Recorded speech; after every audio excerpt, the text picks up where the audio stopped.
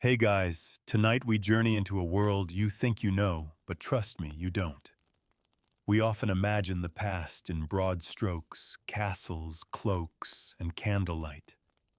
But what if I told you that the way medieval people slept was stranger than most of the weapons they carried, or the prayers they muttered before dinner? Tonight, we're going to explore the weird, winding, and unexpectedly practical world of medieval sleep habits. A time when nighttime was not a pause in the action, but a carefully scheduled, oddly social ritual that involved second sleeps, communal snoozing, and hats that could kill the mood faster than a drafty stone corridor. Before we get too cozy in the annals of history, if you enjoy drifting off to tales of bizarre customs, lost routines, and questionable hygiene, go ahead and gently like the video and subscribe. I only ask if you genuinely enjoy what I do here. And hey, drop a comment below telling me where you're tuning in from and what time it is. It's always fascinating to see which corners of the world we're sharing this journey with. Now dim the lights, maybe turn on a fan for that soft hum, and let's slip together into tonight's story. Tonight's journey: weird sleep habits of medieval people. Forget everything you know about sleeping 8 hours straight. That's a modern invention, shaped by industrial work schedules, factory bells, and electric lights. In the medieval world, sleep didn't arrive all at once, and it certainly didn't come in silence or solitude. It was segmented, deliberate, a little weird, and if you were lucky, only slightly itchy.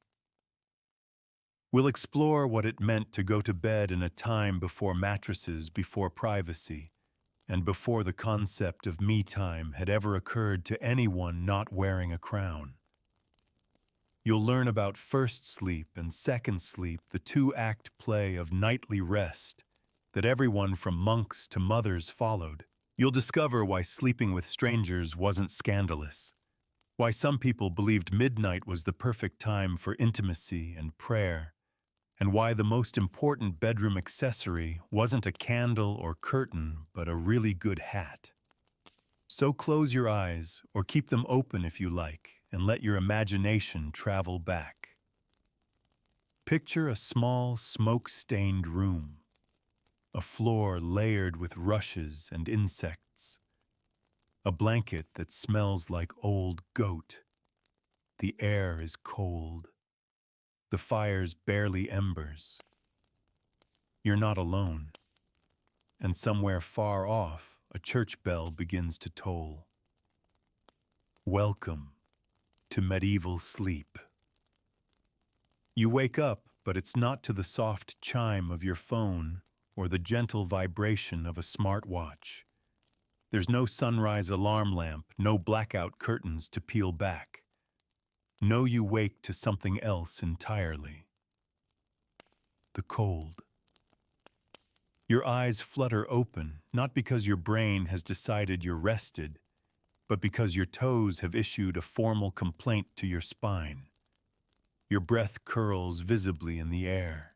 The blanket over you is thick but coarse, made from scratchy wool that smells faintly of damp livestock and stronger of old sweat.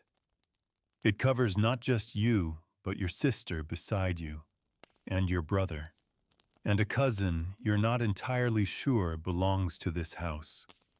You all huddled together on a bed of straw hay and whatever else could be scrounged up before winter came. You shift slightly and feel the telltale crunch of dried rushes beneath your shoulder blade. Something small and possibly alive scurries off near your foot. This is not a modern mattress. This is a medieval sleeping pallet stuffed with whatever could be gathered cheaply, straw hay, old rags, and shaped into a vaguely rectangular lump. It lies directly on the earthen floor. If you're lucky, it's raised up on a wooden frame. If you're very lucky, there's a layer of linen or wool between you and the itchy stuffing. If not, well, congratulations. You've just earned the full experience. The smell is the first thing you fully register. A mingling of soot smoke, old bread, and the faint ammonia tang of last night's chamber pot, still half full and tucked in the corner. The fire burned low during the night, and though someone tried to bank it beneath ash, it didn't survive. The room is freezing. You curl inward, trying to shield yourself from the air that creeps in through every crack in the walls. There is no insulation. The walls are wattle and daub sticks woven together, smeared with mud, dung, and hope. In the dark, they radiate cold. You can see your breath. Your fingers are stiff, and your joints ache in a way that makes you feel 50, even though you're maybe 25. The first noises of the day don't come from inside. They come from the animals outside, or in some homes inside. A cow lowing, chickens scratching, the occasional indignant bleat from a goat that hasn't yet been milked. Somewhere nearby, a rooster crows with the kind of overconfidence only medieval poultry can muster. You hear your mother's voice first, then the creak of the ladder that leads to the loft, where she's already up, and stirring the ashes, trying to coax a few embers back to life. There's a clang of iron, maybe the kettle, maybe the cauldron, and then a string of muffled curses as the smoke fights its way out through the ceiling. There's no chimney here, just a hole in the roof. If you're high status, you might have a smoke hood. If you're not well, you breathe what the fire breathes. Smoke lingers in the rafters. It settles in your clothes. It becomes part of your lungs. You sit up, slowly. Every muscle protests. The blanket falls from your shoulders, and the cold hits like a slap. You glance at your siblings. One is still asleep, mouth open. The other is pretending to be. No one wants to be the first one out of the bed, not in winter. The house is one room, no hallways, no doors. The animals are stabled at one end, providing warmth and contributing their own unique scent to the air. Your family sleeps on the other side. There is no privacy. Everything is shared. If someone rolls over in the night, everyone knows. If someone snores, everyone suffers. If someone has a bad dream or a worse stomach well, the rushes absorb what they can. The rest becomes tomorrow's problem. There's no clock.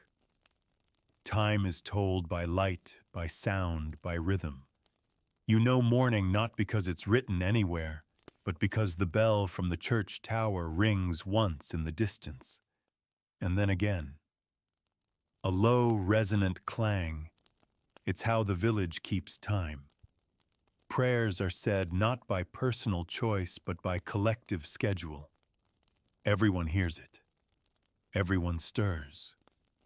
If you were a monk, you'd have been up for hours already. Matins and lauds, those early prayers in the freezing cold, meant waking in total darkness, slipping into cold robes, and chanting half asleep in a stone chapel that echoed more than it warmed.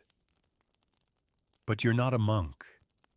You're a peasant, or maybe a craftsman, or a servant, or a housewife. Either way, your first task is the same: don't freeze to death before breakfast. You pull your clothes toward you. You didn't hang them. No one did. They're your day clothes, your sleep clothes, and your church clothes. You slept in them last night. You'll sleep in them again tonight. You shove your arms into your tunic and try not to notice how it smells. Like smoke, like damp wool, like you. If you're especially unlucky, the night was wet. Rain means mud. Mud means your floor is more swamp than soil, and your feet bare are already speckled with grime. You move carefully. Step wrong, and you might splash through the rushes into the cold mess below. Step too fast, and you might wake the baby. And no one wants that. Not again. Outside, someone's already chopping wood. Another family is ahead of you. You can hear the steady rhythm of the axe. A dog barks. Hooves clatter on stone. Somewhere nearby, a child starts to cry. Welcome to morning in medieval Europe. You were not gently nudged awake by the sun. You were shoved from sleep by a world that didn't care if you got 8 hours or even fell. Rest was what you took when there was nothing left to do. And in the medieval world, there was always something to do. You're finally upright, shivering in your rough wool tunic, your breath still visible in the morning air. It's time to greet the day in earnest, which means breakfast of sorts and hygiene or something that vaguely resembles it. Let's begin with hygiene. Not the clean, lemon-scented kind. No. This is medieval hygiene, a system built more on ritual guesswork and the occasional freezing splash of water than on actual cleanliness. There is no sink, no bathroom, not even a mirror, unless someone in the house happens to own a piece of polished metal. You reach for the wash basin, a wooden bowl filled with yesterday's water, maybe topped up this morning from a nearby stream or the communal well. The water is cold, not refreshing, not invigorating, just cold. The kind that makes your fingers go stiff and your teeth ache. You cup a handful and splash it on your face, flinching as it hits your skin. You try to rinse the sleep from your eyes, but instead just redistribute the soot and sweat you acquired the day before. There is no soap, not the kind you're imagining.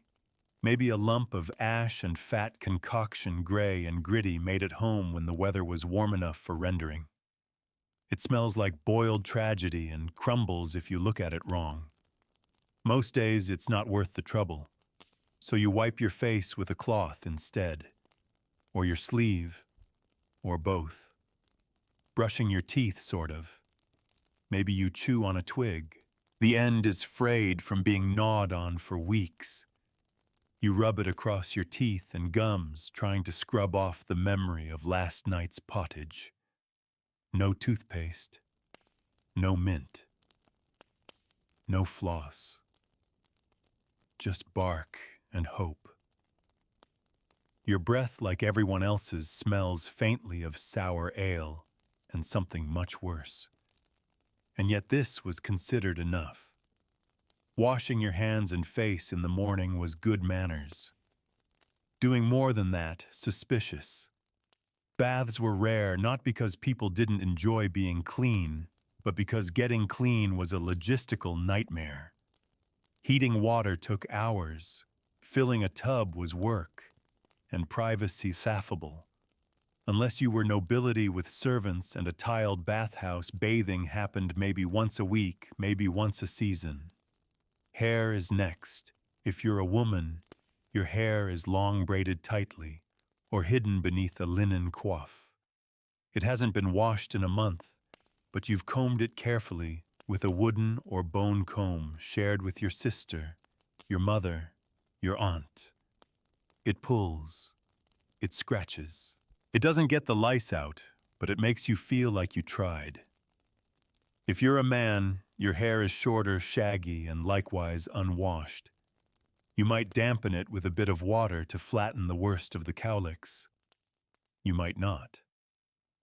Now that your body is marginally more presentable, it's time to turn your attention to the morning meal. Don't expect a feast. This is not brunch. There are no poached eggs, no fresh fruit smoothies, no coffee gently steaming in a ceramic mug. Coffee hasn't reached Europe yet. Sugar is a luxury. Milk spoils fast. You eat what you have. And what you have is pottage. You sit cross-legged near the hearth, now finally rekindled, and take your portion from the cauldron. Pottage is not quite a soup. Not quite a stew, it's more of an idea boiled grain, maybe a few root vegetables and whatever scraps of yesterday's dinner weren't eaten or fed to the pigs. It's been simmering for days, possibly weeks. Ingredients get added, but nothing gets removed. It's the culinary equivalent of a medieval group project. You scoop it up with a wooden spoon, or maybe a crust of bread so hard it could double as a weapon. Bread, if you have any, is made from coarse flour, rye, or barley, rarely wheat. It's heavy, dry, and gritty with bits of husk or even stone from the millstones used to grind the grain. You don't chew it so much as survive it. Your teeth ache. Your jaw works overtime. Meat rare. Butter only if you're lucky. Eggs, perhaps if a hen was generous. Most mornings it's just this lukewarm pottage chewy bread and a mug of ale. Yes, ale. Because the water might kill you. The ale is weak thin and barely fermented. It's called small beer, and even children drink it. It's safer than water, which is often teeming with things that squirm, swim, and cause inconvenient forms of death. Ale is boiled during brewing. That makes it cleaner. Sort of. It still smells like feet and barley mash, but it gets the job done. If you live near a market or a monastery, you might get a treat cheese, perhaps, or a bit of jam made months ago and carefully rationed. If you're truly wealthy, your breakfast might include honey, dried fruit, even spices. But for most people, spice is a fairy tale. Pepper is more expensive than silver. Salt is hoarded like treasure. A savory meal is one that hasn't spoiled yet. You eat quietly, chewing with purpose. There's no conversation, no scrolling your phone. Just the sound of your spoon scraping the bowl and the crackle of the fire. Every bite reminds you of the work ahead, the field to plow the clothes, to mend the bread, to bake the firewood, to fetch. And then, as you take your last bite of gritty porridge, you remember something. You slept in 2 shifts. Last night wasn't a single stretch of rest. You woke somewhere around midnight, sat by the fire, stirred the embers, maybe said a prayer or checked the animals. Maybe you spoke softly with your spouse. Maybe you didn't. Segmented sleep. First sleep. The watch. Second sleep. That was your rhythm. It wasn't insomnia. It was normal. Everyone did it. You dreamt during first sleep, reflected during the watch, rested again after. It was natural, familiar, expected. Now your second sleep is done. Your breakfast is gone, and your day is waiting. You stand up from the fire, your stomach full well, not full exactly, but no longer groaning, and it's time to get dressed for the day. Except, of course, you already are. In the Middle Ages, there's no designated loungewear, no pajama drawer. What you slept in is what you wear, and what you wore yesterday, and what you'll likely wear again tomorrow. Your tunic is coarse wool, scratchy, earth-toned, probably brown or gray, dyed with whatever local plants were available. If you're lucky, it's lined with something softer, linen maybe, but that's only if your household has a bit of coin. Otherwise, you live wrapped in a fabric that's 1 part warmth, 1 part medieval exfoliant. You have, if you're typical, just the 1 tunic. Maybe 2 if your family's doing well. You rotate them not by fashion sense, but by smell. There's no closet, no hangers, no scented sachets. Just a peg on the wall or a chest that also doubles as a bench or a table. And when the tunic gets too dirty, you wash it by hauling water, boiling it over a fire, scrubbing with lye soap until your knuckles split, and praying it doesn't rain before it dries. Underwear exists, but not for everyone. A linen shift, maybe. Braise, if you're a man, think medieval boxer shorts. But laundry is labor. Many simply skip it. You get used to the chafing. You get used to everything. Shoes, if you have them, are made of leather. Hand-stitched, thin-soled, and about as waterproof as wet paper. No insoles. No arch support. Just a flat slab of hide between your foot and the mud. They're stiff in winter, sloshy in spring, and generally smell like whatever the street smelled like yesterday. For most peasants, barefoot is cheaper and surprisingly common. If you're heading outdoors, you grab your cloak. It's wool again. Heavier, thicker, frayed at the hem, maybe pinned with a brooch passed down from your grandmother. Cloaks are your armor against the wind, the rain, and the gossip of your neighbors. And if it gets too cold, you layer. More wool, more smells, more itchy protection against the elements. Fashion is not the goal. Survival is. Now let's step outside and take a look at where you live. Your house is simple, likely one room, maybe two if you're well off or lucky or building onto the barn. The walls are made of wattle and daub woven sticks packed with mud straw and sometimes animal dung. It holds heat badly and keeps out weather even worse. But it's cheap and it's yours. Or more accurately, it's your lord's, and he lets you use it in exchange for back-breaking labor and annual tribute. The roof is thatched layers of straw bundled and tied down to wooden beams. It sags when it rains, leaks when it snows, and occasionally houses birds, rats, or wasps. Sometimes all three. You hear them scratching at night, tiny tenants who pay no rent. The floor is dirt. Just dirt. Packed down, maybe covered in rushes or straw, maybe not. When it rains, it turns to mud. When it freezes, it cracks. In the summer, it bakes. There's no carpet. There's no tile. Just your feet against the same ground that feeds your food and buries your dead. Windows rare. If you have them, they're small, tiny squares covered with parchment or thinly scraped horn to let in light, but keep out the worst of the wind. In winter, you cover them with cloth or shutters. In summer, you leave them open and hope the flies are polite. The hearth is the heart of the home, a low central fire pit with a pot always hanging above it, bubbling away with some combination of roots, grains, and the occasional lucky bone. There's no chimney, just a smoke hole above and a constant haze indoors. Your lungs sting, your eyes water, but it keeps the fleas down, and that's worth the coughing. Furniture is minimal. A table rough-hewn, a stool or two, maybe a bench, maybe a chest that holds everything you own, your spare tunic, your tools, a comb carved from bone and a cloth doll stuffed with straw. If you're lucky, a shelf; if you're really lucky, a mattress lifted off the ground. The house is small, cramped. The entire family sleeps here, eats here, lives here.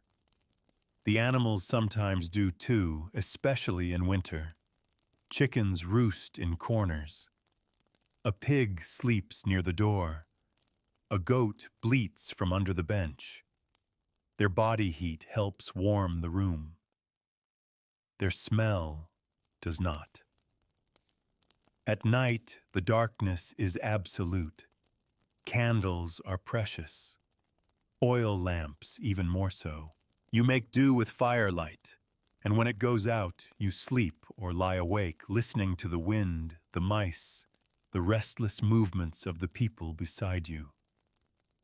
Your home is not cozy in the modern sense. It's not quiet. It's not private. But it is yours. A space carved out of the cold, the mud, the uncertainty. It's where you eat, sleep, dream, and survive. The walls might crumble. The roof might leak. but it holds your family. It holds your life.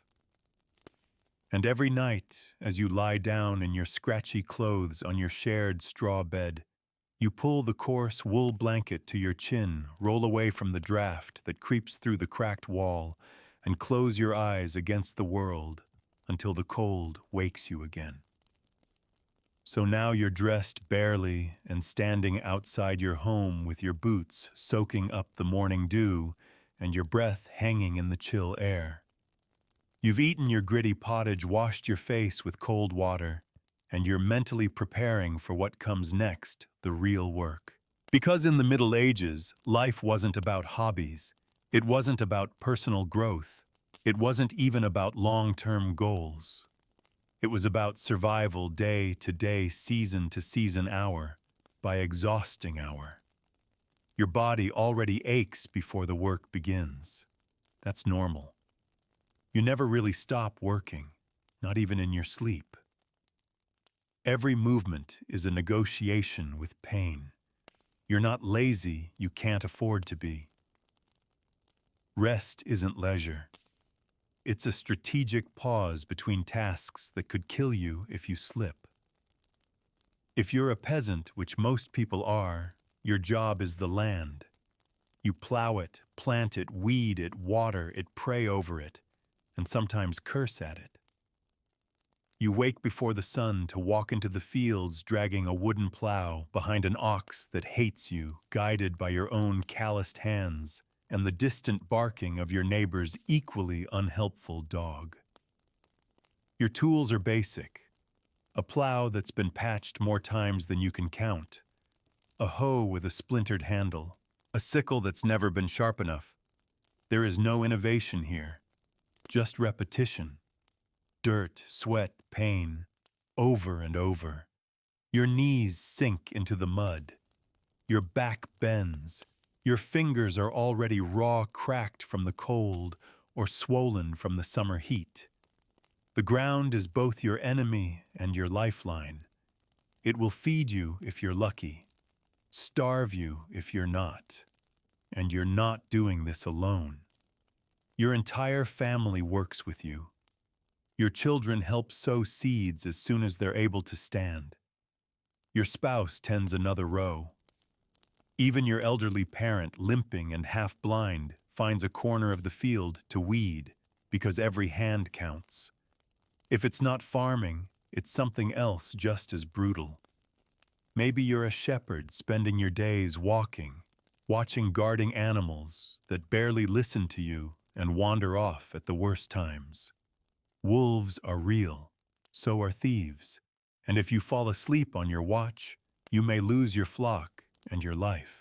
Or maybe you're a charcoal burner, a miller, a woodcutter, a cooper, a tanner. Each job its own special flavor of misery. The tanner works with rotting hides and urine. The charcoal burner lives in isolation beside piles of smoking wood. The miller fights rats, mold, and machinery. The woodcutter faces splinters falling trees and the terrifying finality of a dull blade meeting bone. If you're a blacksmith, your hands are stained black and blistered. You swing a hammer until your shoulders scream. You breathe smoke. You eat with burns still fresh from molten iron. You sleep with soot in your hair and the scent of scorched leather in your nose. And let's not forget the women. They don't rest either. Your wife is milking a goat at dawn, collecting eggs, grinding grain, cooking breakfast, feeding children, spinning wool, sewing clothes, boiling laundry, hauling water, and managing a household where rest is a myth. And if you're pregnant, which you might be half the time, you do all of this with a swollen belly, sore back, and the quiet knowledge that childbirth might kill you. Again. And the work doesn't end when the sun is high. It only intensifies. If you serve a Lord because most people do, then your workday is split. You toil for him first, his fields, his livestock, his harvest. Your rent is paid not with coin but with labor. You give up your best hours for his gain. Whatever's left goes to your own survival. Maybe. You take a break if you're lucky for a brief lunch, another bowl of pottage or stale bread, or a bite of cheese if you remembered to save some. You eat it sitting on a rock, a stump, or standing with a hoe still in your hand. Then it's back to it. You carry water in buckets so heavy your arms go numb. You gather firewood until your back seizes. You repair fences with fingers too cold to tie knots. You chase pigs that always seem smarter than you. You haul manure, sweep floors, build walls, dig ditches, fix carts, and patch roofs. If you live in a village, maybe you work as a craftsman. But even that's no comfort. You compete with others who can undercut your prices. If your shoes fall apart, your customers beat you, not the cobbler. If your clay pot cracks, no one pays. If the Lord's steward doesn't like your attitude, he finds someone else. Reputation means everything, and it's always at risk. And if you're a servant in a noble house, it's a different kind of suffering. You rise before your master. You tend fires, scrub chamber pots, polish boots, prepare food you're not allowed to eat. You bow, you scrape. You apologize for things you didn't do. You answer bells. You clean spills. You learn to work silently and visibly like a shadow with a sore back and blistered hands. And throughout it all, there's no security, no job benefits, no backup plan. You get hurt, you heal or die. That's it. No one's coming to help. No one's bringing soup. If you lose a finger, you wrap it in cloth and keep moving. If your back goes out, you crawl. If your child gets sick, you keep working and pray. There's no alternative. You labor not because you're brave or strong or inspired, but because you have no choice. Because survival is your full-time job. Because the Middle Ages didn't care about your dreams. It cared about your output. And when the sun finally begins to dip, when your knees buckle and your stomach growls again, when the last stone is lifted or the final row is hoed, you return home. Slowly, limping, caked in dirt, smoke in your hair, ache in every muscle, and you still have the evening chores to do. The sun dips low now, casting long, uneven shadows across the fields and the village. The work doesn't stop. There's still water to haul animals, to feed embers, to stoke, but even as your body continues its nightly rhythm of toil, your mind begins to drift elsewhere, to things you cannot see, to things you dare not name. Because in the Middle Ages, life wasn't just about dirt and duty. It was shaped, filtered, and constrained by belief, an intricate, omnipresent web of religion, ritual, and fear. You didn't just live in a house. You lived under heaven's gaze. You didn't just sleep beside your family. You slept beneath the eyes of saints and spirits, watched by angels, judged by demons, and always, always at risk of divine punishment. You believe in God, of course. Everyone does. Not believing isn't an option. It's not a personal philosophy. It's not even rebellion. It's blasphemy. Dangerous. You don't question the church. You kneel, you cross yourself, you tithe, and you keep your doubts to yourself. From the moment you're born, your soul is spoken for. You're baptized, anointed, and assigned a patron saint. Your daily life is ruled by the church calendar, feasts, fasts, saints' days, vigils, holidays that tell you what you can eat, when you can marry, and when you must abstain. Even your sleep is scheduled: first sleep, then the watch, then second sleep, all falling under the careful shadow of the church bell that chimes through your windowless home each morning. Before bed, you say your prayers. not optional. They are your shield against the dark. You kneel on straw, on stone, on the dirt floor, and recite words older than your grandfather. You pray for forgiveness, for protection. You beg not to die in your sleep unconfessed, unshriven, unready. Because death is close, closer than comfort, and heaven is not guaranteed. The devil is real, hell is real, not as metaphor, but as destination. You've seen the frescoes, the stained glass, the priests' carved warnings. You've heard the sermons of pitchforks, boiling oil, weeping, gnashing. Eternal torment. The punishments are specific, gruesome, designed to keep you up at night, which coincidentally you often are. During the watch, that brief hour or two between first and second sleep, you tend the fire, feed the goat, and listen. To the wind, to the creak of the roof, to the whispers in your own skull. This time, this shadowed space between sleeps is not idle. It is sacred, or at least strange. This is when you pray.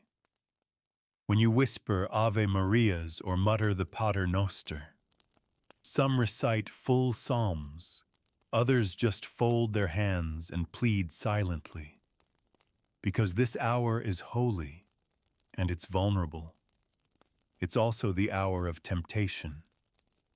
Many believe that demons move more freely between the two sleeps, that they creep into your home like smoke into your thoughts, like mist. The dreams during this time are not dreams, but visitations, warnings, punishments, prophecies. You wake up cold and sweating, unsure whether the figure at the foot of your bed was imagination or intrusion. You cross yourself. You whisper another prayer. You go back to sleep, hoping the second sleep is safer. But it's not just religion that rules your night. Superstition weaves its way into everything. You sleep with a knife under your pillow, not for protection from people, but spirits. You hang a charm over the door, dried herbs, a saint's medal, a knotted bit of string to ward off the mare, the nightmare demon who rides your chest and steals your breath. You tuck your child in tightly, not just to keep them warm, but to keep them safe. You don't say certain names after dark. You don't whistle indoors. You certainly don't speak of the dead unless the priest is present. You believe in witches, in fae, in spirits. Not fairy tale ones, real ones, dangerous ones. That woman with the strange eye who muttered at your cow last week. You don't trust her. And your neighbor's harvest failed right after he argued with her. Coincidence? You don't think so. The church preaches that magic is evil, that only God works miracles. But the lines are blurry, because your priest still blesses your fields, your well, your bread. And the herbalist who helps birth babies also knows charms to stop bleeding. Is it magic, medicine, divine grace? You don't ask. You just hope it works. And it's not just fear that shapes your faith. There is awe, too. Wonder. A quiet, relentless reverence that hums beneath everything you do. The saints are not stories. They're companions, helpers, intercessors. You call on Saint Apollonia when your teeth ache, Saint Christopher when your cousin travels, Saint Bridget when the cows birth early. You light candles. You leave offerings. You kneel beside shrines in the woods and pray not just for miracles, but for ordinary kindness, a mild winter, a healing wound, a quiet night. The church is everywhere. You cross yourself when you pass it. You attend Mass each Sunday, each feast day, each holy day of obligation. You listen to sermons in Latin even if you don't understand the words. The rhythm is what matters. The smoke, the bells, the incense and chanting. The structure gives you comfort. Rules, routines, rituals, they provide meaning where life offers none.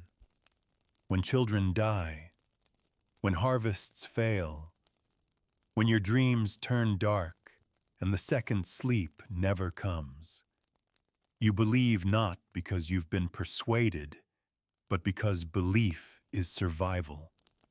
It is the net you hang above the abyss. It's what keeps your hand moving when the fields are cold. It's what holds your heart steady when you wake to something sitting at the end of your straw mattress, whispering words that aren't quite Latin and aren't quite wind.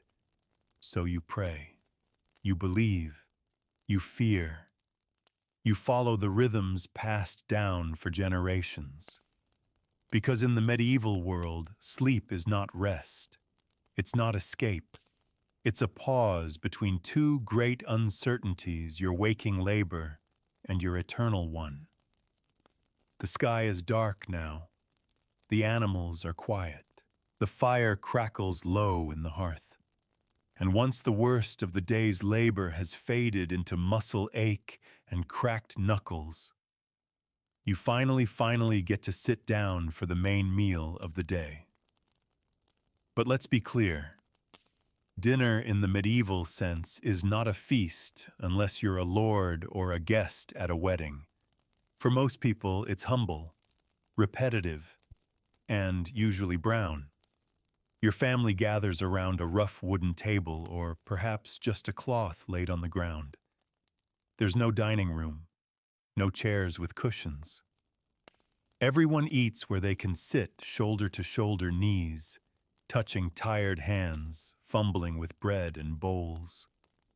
The rushes on the floor are flattened and fragrant with old herbs meant to mask the scent of life decay and last week's stew. You eat from shared dishes, a large pot of pottage again, because that's the default. Boiled grains, a few wilted greens, maybe a turnip, or the last of the salted meat, if someone remembered to ration it properly. You might see beans, maybe a leek, maybe a single precious carrot, like a surprise from the gods. Each person uses a spoon, wooden if you're lucky, fingers if not. Knives are rare, valuable, and passed between users. Forks. Not a thing yet. At best, you might stab something with a pronged stick. But most food is soft, mushy, or torn by hand.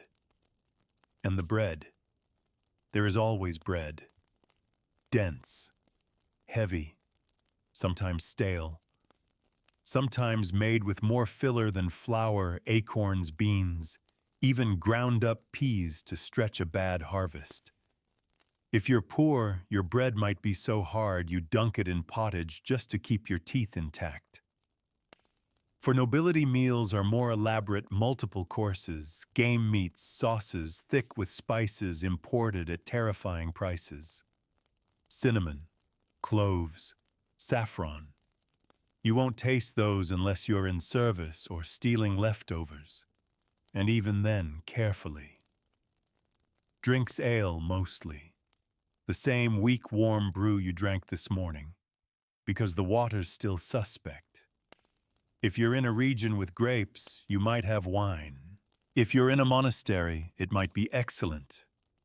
If you're not, it might taste like regret and vinegar. Water exists, yes, but unless it comes from a clean spring, it's likely pulled from a well that doubles as a mosquito nursery, or downstream from someone else's bad decisions.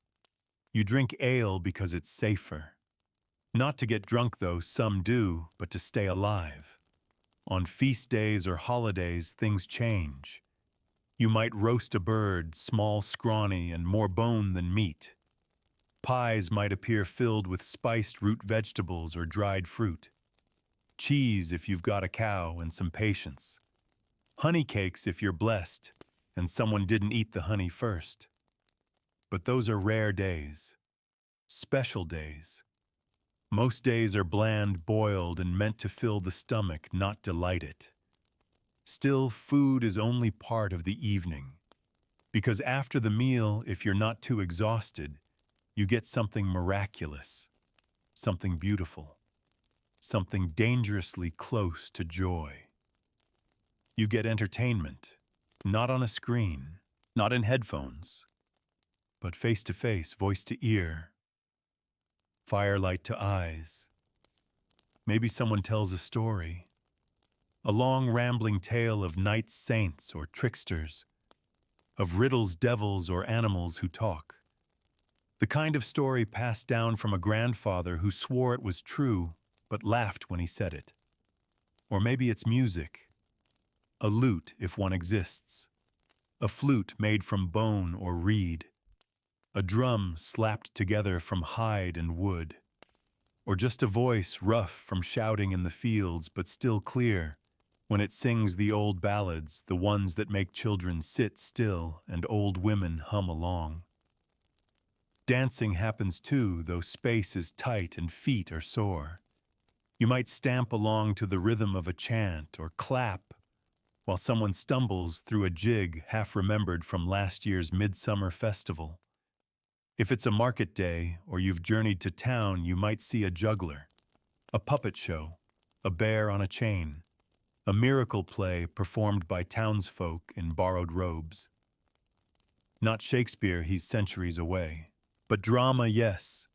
Morality tales with devils in painted masks, angels on stilts, and the occasional fart joke to keep the peasants awake. In taverns, those smoky, loud, miracle-ridden spaces, you might drink something stronger. Mead, if the bees have been kind. Wine, if your purse is heavy. Or the kind of mystery ale that makes you forget what day it is and who you're supposed to be angry with. The tavern is the social center, gossip hub, matchmaking arena, debt collector's favorite haunt.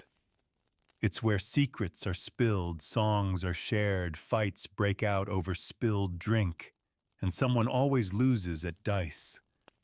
The floor is sticky, the walls are thin, the mood is often one bad joke away from a brawl. But it's alive. And sometimes that's enough. For the wealthier classes, entertainment is structured. Minstrels perform in halls, jesters juggle and mock the lord of the manor, falconers show off their birds, and knights boast about wars they barely survived. Banquets stretch for hours filled with boars' heads, swan roasts and bizarre dishes molded into shapes of castles, ships, or biblical scenes, all of which you're not invited to taste.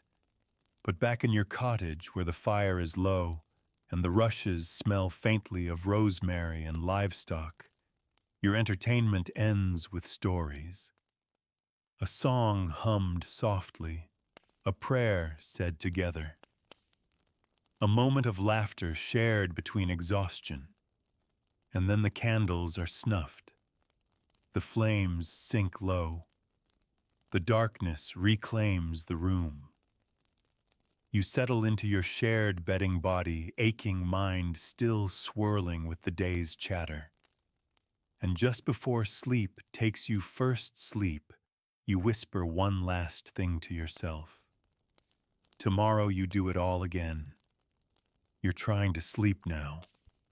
The fire is low, the air still carries the scent of old stew, and the rest of the house has settled into a restless silence. But your eyes won't close, because your throat hurts, and your back feels wrong, and your neighbor died last week from something that started just like this. You shift in the straw. The child beside you is coughing again, a thin, persistent sound. You wish it was the first time. It's not. Welcome to one of the most unsettling parts of medieval life, the part that was always there looming quietly in the background. Illness, medicine, and the ever-present shadow of death. To be alive in the Middle Ages is to be in constant negotiation with your own body. Every ache is a warning. every fever a threat. There are no antibiotics, no sterile bandages, no concept of germs. You don't know about bacteria or viruses or immune systems. You just know that sometimes people get sick, and sometimes they die, often quickly. You don't trust doctors. Not really, because most of them aren't what you'd call trained. Some are barbers who cut hair in the morning and perform tooth extractions in the afternoon.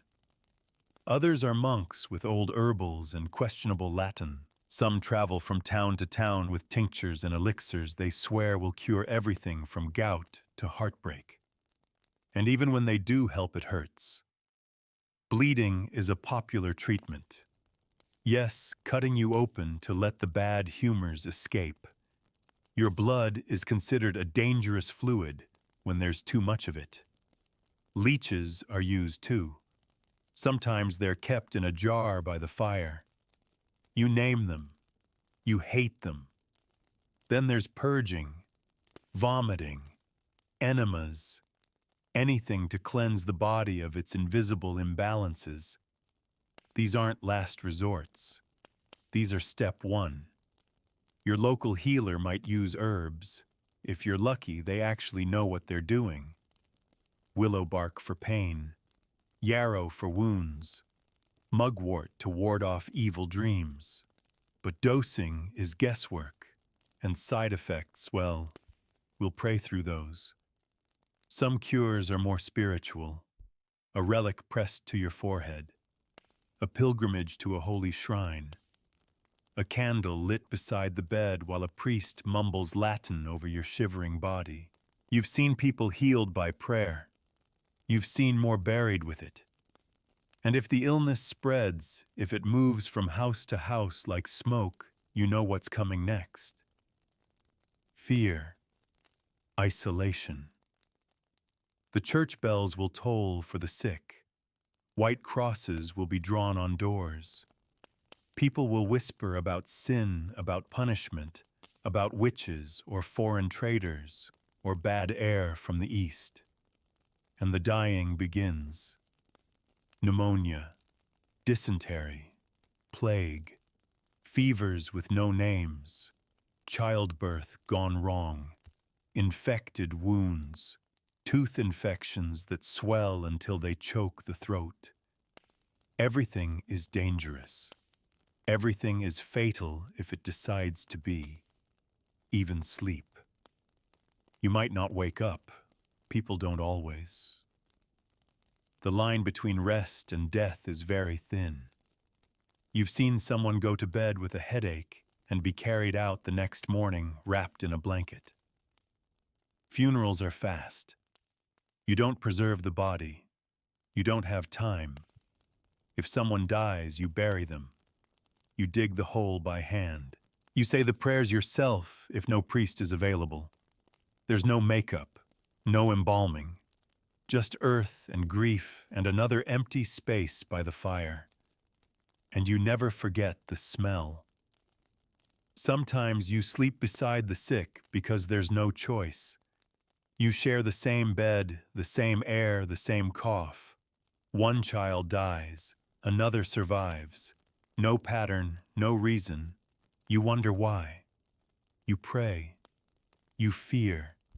You whisper to saints who never answer, not out loud. The fear changes you, makes you cautious, superstitious. You hang charms above the bed. Saint Sebastian for plague, Saint Apollonia for tooth pain, Saint Roch for sores. You sprinkle salt at the door. You burn rosemary in the corners. You mutter old phrases in your sleep, hoping they count as prayers. And still the cough doesn't stop. In the city, it's worse. Crowded houses, stagnant water, rats. The air itself feels heavy with illness. One sneeze and people move away from you, slowly, as if you're already gone. In the countryside, you're not safer, just farther from witnesses.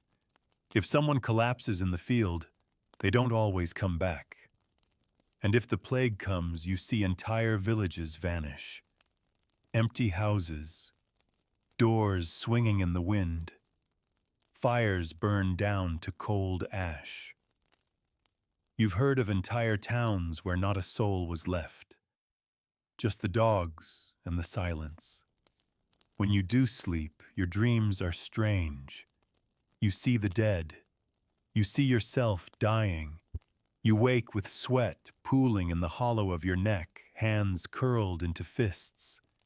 You try to pray, but the words catch in your throat like thorns. And when morning comes, you check yourself. Carefully, slowly. Do your joints hurt more than yesterday? Is that rash new? Is your breath hot? Has the cough deepened? You go about your day, but with the quiet resignation that everything is temporary. Medicine isn't hope, it's chance. Survival is luck. Healing is mystery. And so you live like someone in a house with a crack in the ceiling. You know it'll fall someday. You just don't know when. So you keep the fire warm. You keep the herbs dry. You keep the prayers coming louder each night. Because in the medieval world, death doesn't knock. It whispers. And you're always listening. You're up again in the night. Someone's crying. Again. A small shape writhes beside the fire, whimpering with a fever that won't break. And it's your job, of course, it's your job to take care of it. Because you're a woman in the medieval world. And that means your life is labor. Not just in the field, not just in the kitchen, but in your bones, in your blood, in your sleep. You are the keeper of the home, the maker of the meals, the bearer of the children. The family may bear your name, but it's rarely your legacy. Your hands touch everything. Your voice is often the first a child hears, and the last someone hears when they die. But you're not remembered. Not officially. Not unless you married a king or started a war. And even then, your story was written by a man. Let's start with the basics. You probably married young 15, maybe 16, sometimes earlier. You didn't get a choice. Marriage wasn't romance. It was survival, an arrangement, a trade. Your family traded you for land alliances, maybe livestock. You entered the union with little say and left it only through death, usually yours.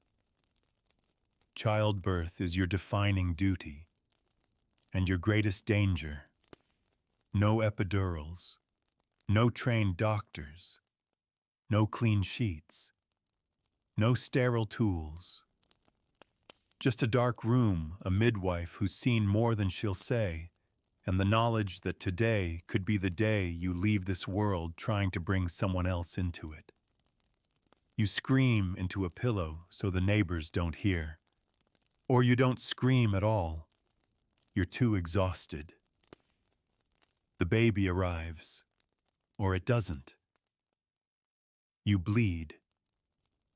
Sometimes the bleeding doesn't stop. And if you survive, you start feeding, rocking, cleaning. You don't get to rest, because there are other children who need you.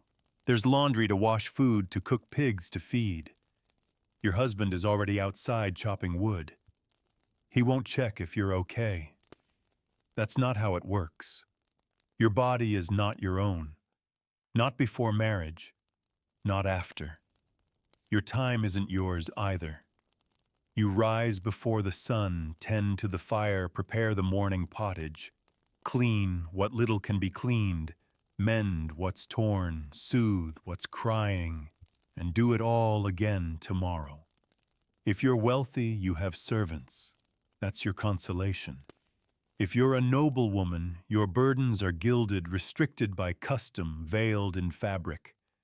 But the cage is still there. You are married for alliances, bred for heirs, watched, judged, expected to keep quiet, keep clean, and keep producing. If you're poor, the work is physical. Hands in dough, back in the fields, knees in the mud.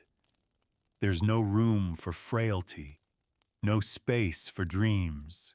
If you can't work, you're a burden. If you speak too freely, you're a problem. If you fail to bear children, you're a disappointment, or worse, a curse. And children, they are not spared. They are born into work, into worry, into a world that offers them no softness. Childhood, as you understand it today, does not exist. There are no playdates, no toys unless carved from scrap, no school unless you're very rich or very lucky. Just labor, apprenticeship, obedience. A child of 5 may herd goats. A child of 7 might spin thread. At 8, they're carrying buckets. At 10, they're nearly adults, at least in the eyes of the village. Their hands are already rough, their feet already cracked. They know the taste of hunger. They've seen death, and yet they play. Somehow, they chase each other through mud, toss pebbles, carve sticks into swords. They laugh in between chores, whisper secrets under blankets. They fear the dark and the devil and the priest's cane. But they still dream. Most don't survive. Let's not romanticize it. Infant mortality is high. Disease, malnutrition accidents. A child may not live past one winter. Mothers sleep with babies against their chest, not for love but warmth. And even that is dangerous. Sometimes the baby doesn't wake up. Sometimes neither of them does. Still, families grow because they must. More hands mean more work. More work means survival, but more mouths also mean more hunger. And so it's a constant balance between life and lack. Family is your network, your team, your only insurance. You depend on your relatives, your cousins, your in-laws. If your husband dies, you rely on your brother. If your child falls ill, you beg your aunt for the old remedies. Grandparents live in the home, not in a separate building. If they can't walk, they still mend nets, tell stories, tend fire.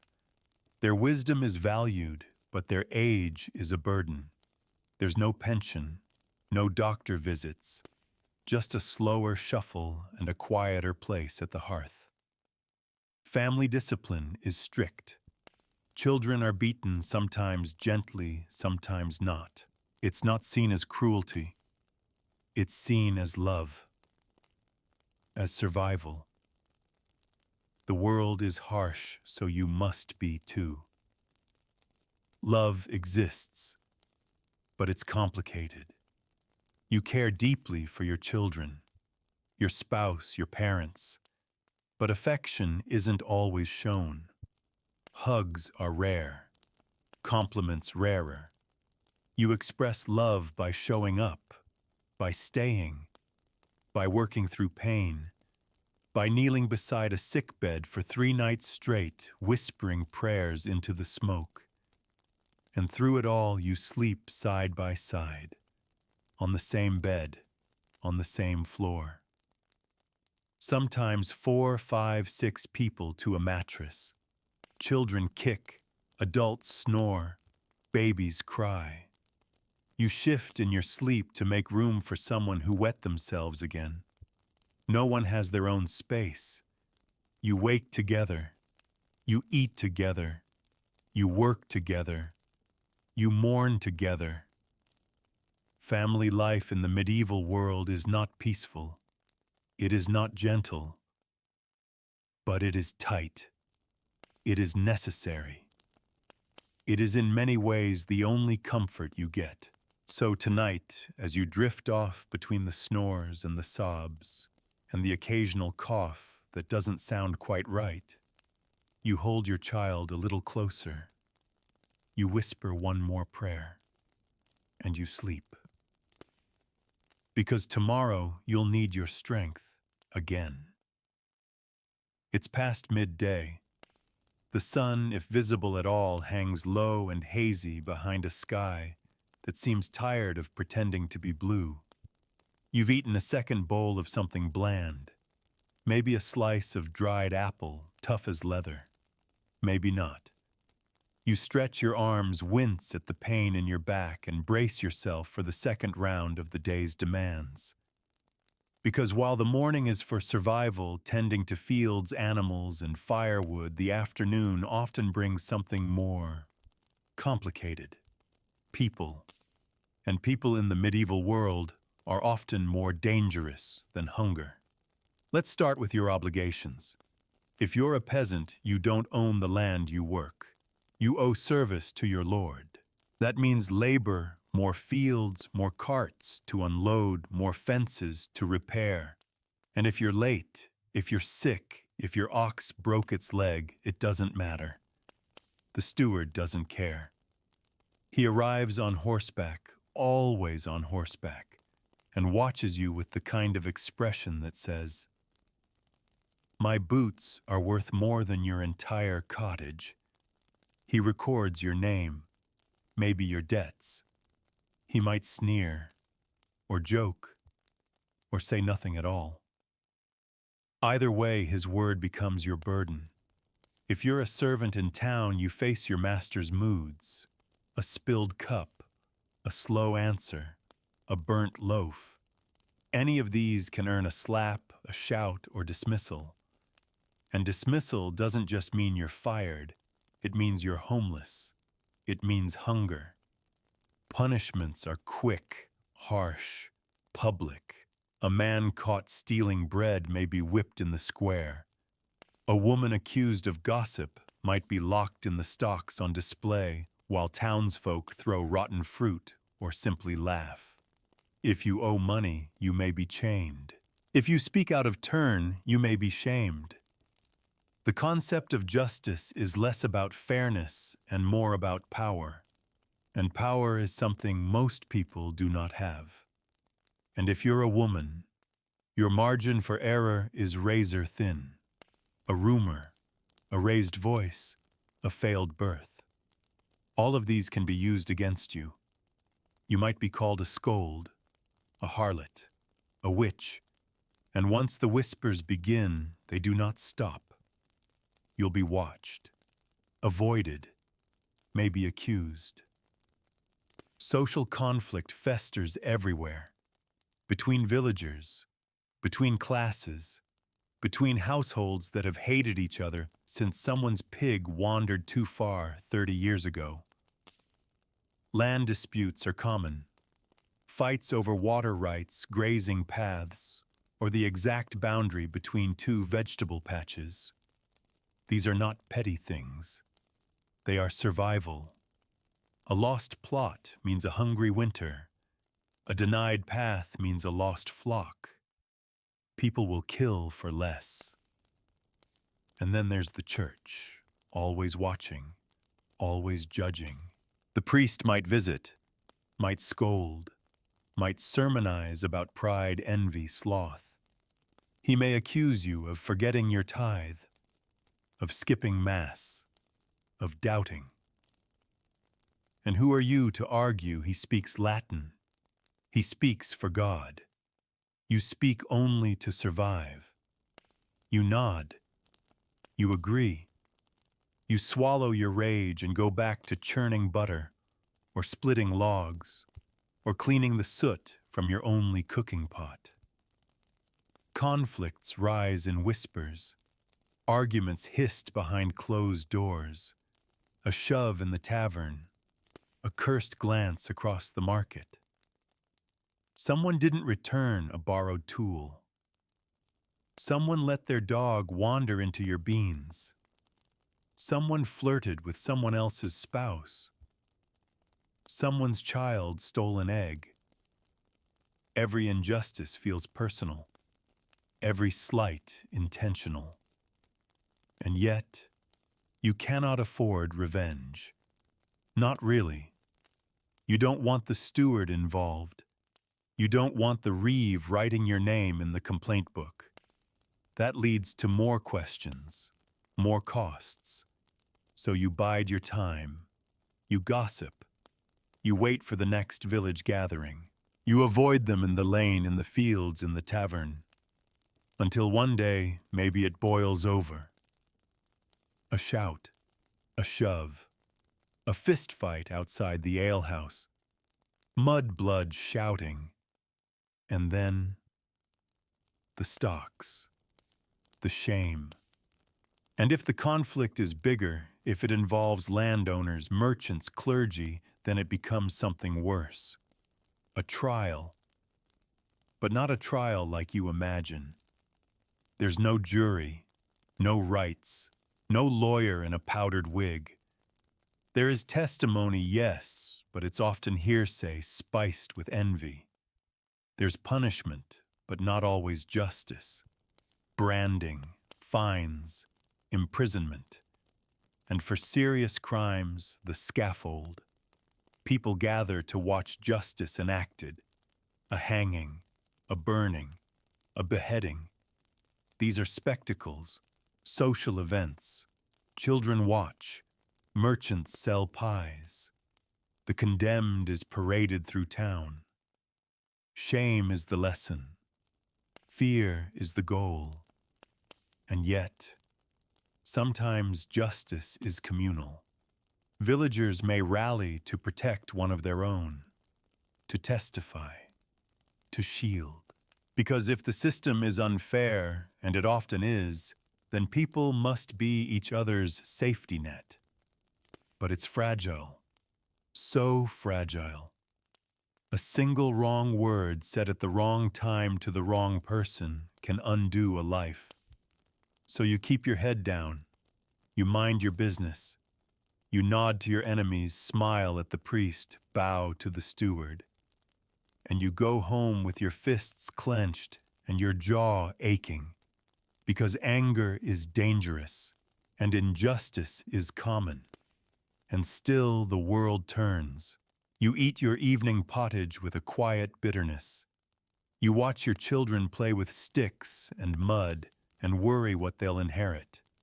You watch your neighbor fix his fence and wonder if he poisoned your cow. You see your wife flinch when the priest walks by and you do not ask why. Because everyone is struggling. And when the day ends, when the arguments settle into silence and the sky dims to charcoal, you lie down again on your shared mattress, your jaw still tight, your chest still heavy, and you wait for sleep. Because sleep is the only place left where you don't have to be on guard, but not for long. Darkness has finally settled. Not the soft, convenient dark of modern cities, the kind painted orange by street lamps humming with distant traffic and glowing phones. No, this is the medieval dark. Thick, total, uncompromising. When night falls here, it falls hard. You've banked the fire, blown out the candles. There's no moon tonight, or if there is, it's behind clouds. Your home becomes a box of shadows. Familiar shapes twist into strange ones. You feel the cold more sharply, hear every creak in the wood, every rustle of rats in the thatch above your head. Night is not a time for peace. It's a time for fear. Outdoors, the village falls quiet, but not safe. The roads are empty, not because they are impassable, but because they are unsafe. Highwaymen, wolves, drunken wanderers, escaped criminals, they all claim the night. If someone knocks on your door after dark, you don't answer. You freeze. You whisper a prayer. You reach for a stick or a knife or your grandfather's rusted sickle.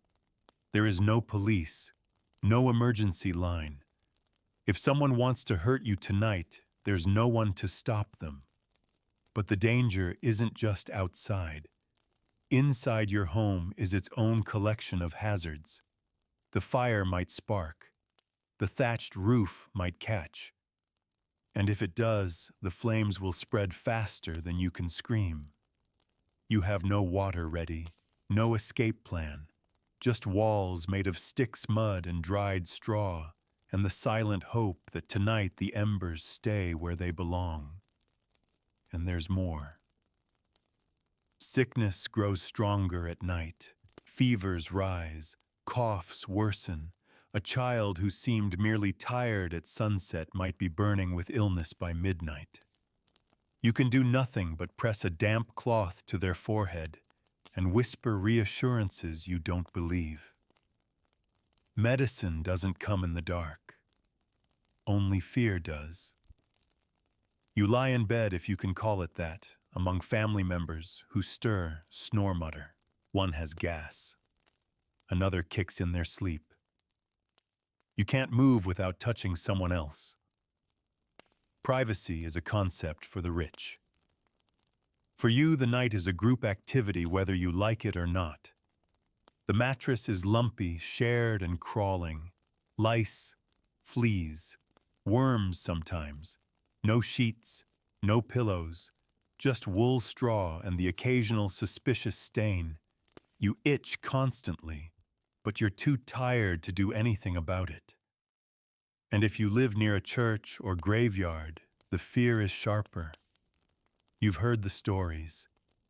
The restless dead. Spirits, the souls of unbaptized babies who wail outside windows. The devil's dogs that prowl crossroads.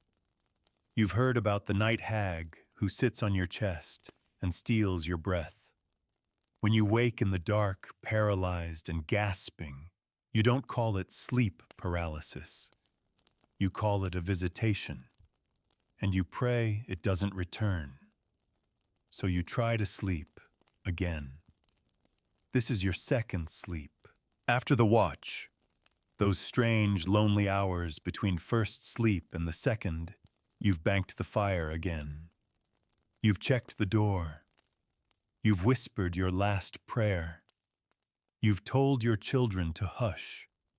You lie on your back or your side or curled into a ball around a hot brick or your spouse or your own pounding heart, and you wait for dreams. But dreams aren't comfort. They're omens. You dreamed of a white crow once and your aunt died the next day. You dreamed of a flooded field and the crops failed. You dreamed of yourself in a shroud, and you woke with a fever that didn't break for 4 days. Dreams matter.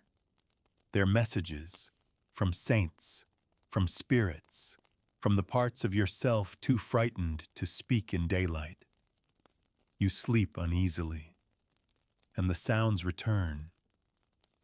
The house settling, a baby crying, a dog barking far off. A scream, was that real? A woman's voice or an owl, you're not sure. You don't ask, and the shadow of death stretches long. You've seen too much of it, too often, in too many forms. Plague, fire, birth, infection, starvation, war. You've seen a man crushed under a cart, a woman bleed out in the field, a child fall into a well. You've seen old people simply stop breathing, their hands still gripping a spindle or rosary. Death doesn't warn you. It doesn't care about your prayers or your rank or your unfinished work. And so you sleep lightly, always, one ear open, one hand on your stomach, or your child, or your walking stick. You've told yourself that sleep is rest, but deep down you know the truth. Sleep is surrender, a gamble, a little death. And in the medieval world, death is never far. It sits at the foot of your bed. It lingers in the corners of your home. It waits in the cough you've been hearing for weeks now. And yet somehow you drift off. Maybe it's exhaustion. Maybe it's faith. Maybe it's just the body giving up for a few hours before tomorrow begins again. But the last thought you have before the darkness takes you, it's not a prayer. It's not fear. It's this: I hope I wake up. So now we settle into that long, final stretch of the night. The room is quiet, but not silent. You hear the crackling of the dying fire, the soft exhale of your family's breath, the occasional pop of wood as it cools and contracts in the cold. Your eyes are closed. Your limbs are heavy. The straw beneath you shifts with every breath, every dream twitch, every restless sigh.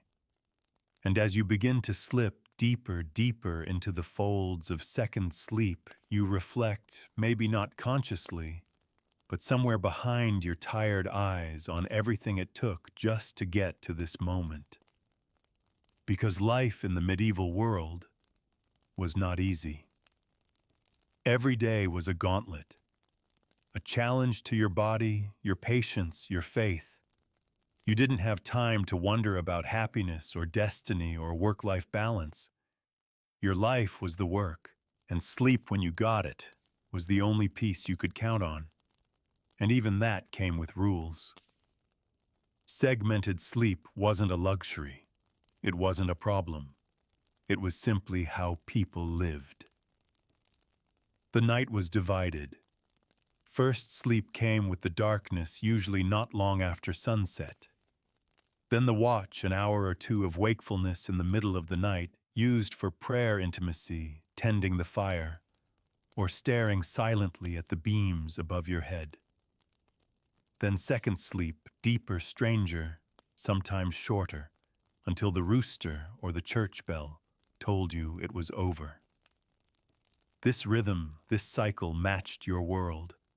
It made sense in a time without clocks or screens or electricity.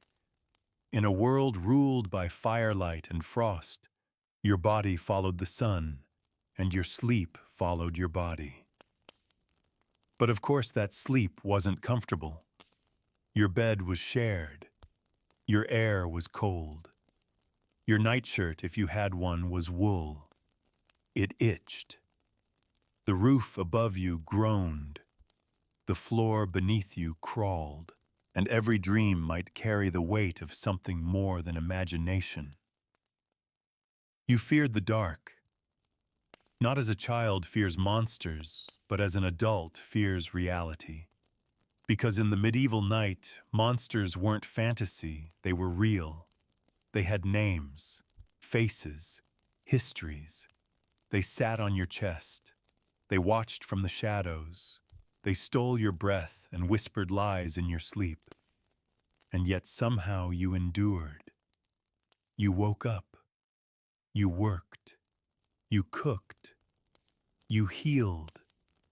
You taught. You protected. You survived against odds and weather and poverty and pain. And you did it all while tired. But tonight, in this story, you can finally rest. Not in a lice-ridden straw mattress, not in the bitter cold of an unsealed cottage, but here, now, warm, safe, quiet. You don't need to listen for wolves. You don't need to guard against thieves or fire. You don't need to rise at midnight and stoke a fading flame just to keep the air above freezing. Instead, you can simply breathe. Let the hum of the present surround you. Let the softness of your pillow cradle your head.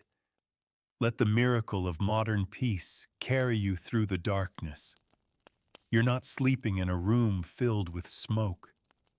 You're not pressed shoulder to shoulder with 6 snoring relatives. You're not listening for the bells of death. You're just here, alive, clean, safe. So let your muscles release. Let your jaw unclench. Let your breathing grow deep and slow and steady. There's nothing more to do tonight. You've walked through the fields. You've knelt by the hearth. You've weathered superstition and sickness, hardship and hunger. You've closed the door against the shadows and waited for the night to end. And now you've reached it. The end of our journey. A gentle stillness. A final sigh. So tonight, as you drift off, remember you don't have to wake up in the Middle Ages. Sleep well.